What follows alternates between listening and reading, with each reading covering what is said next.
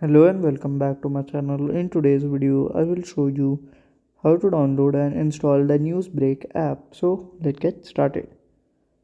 So here you can download and install it by using Google Play Store, or you can use your Google search bar also. If you are an iOS user, then you have to go to your Apple Store. So at here I will just go Google search bar. Okay. So downloading and installing it is very easy. You have to follow these simple methods. Just click on here. Then you have to click not search here for the app. Okay, so here we can see the app as NewsBreak local news app. So just click on there.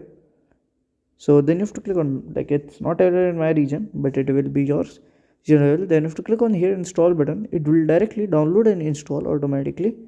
And if you want to read the review, you can also read the review down here.